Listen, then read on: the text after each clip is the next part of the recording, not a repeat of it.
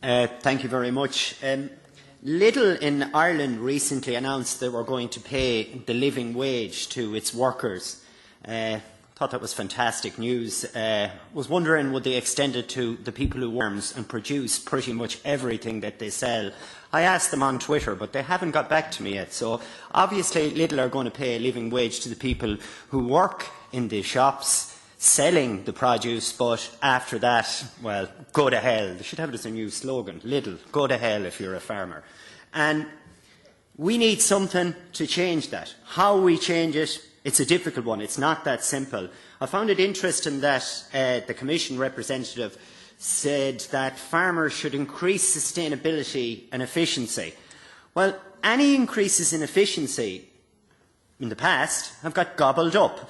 So, OK, fine, farmers should increase their efficiency. But what do we do then to make sure that they keep that margin, that bit extra to survive on? Because at the moment, the way things are going, if farmers became so efficient that their costs were zero, you can be guaranteed that the supermarkets will be looking to buy it, actually be looking to charge them to take it off them, because you've got to get less than what it costs you. That seems to be the rule, and we need to change something to do that. We hear about Ryanair and how they're too big and how they weren't allowed, for example, to buy Aer Lingus in Ireland because they have too much of the market share. But of course, when it comes to Tesco's in Ireland and it comes to Lidl and across Europe, there doesn't seem to be a problem with that. We can't do that. We can't regulate it. But we can for one and we can for the other. I don't understand why we can do it in one area and we can't in the other. Maybe you can explain it to me. Anecdotes, for want of a better term, stories, suggestions, suspicions that people have are brought to the Commission's attention. I think, for example, of the ongoing, I would believe, widely held view in Ireland, for example, processors are operating a cartel. And we bring this to the attention of the competition authorities and they say, bring us the evidence, which is incredibly difficult for any lay person, for any farming organisation to collate.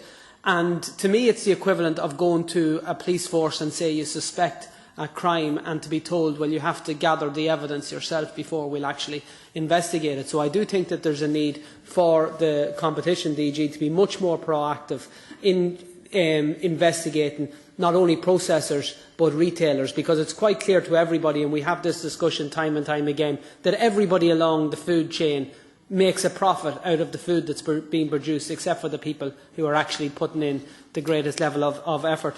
I would like to very respectfully disagree with one comment which came from one of the honourable members, that competition laws are used to keep prices low. I mean, if that were the case, we would be in great demand in many areas because prices are set not by competition rules, prices are set by market forces. There are fierce competition and diamonds are still expensive. There are fierce competition between Boeing and Airbus, and no CEO of an airline would say an airplane is very cheap. So I would like to emphasize that really the fundamental supply-demand interactions of commodity prices, which often create the very, very difficult position.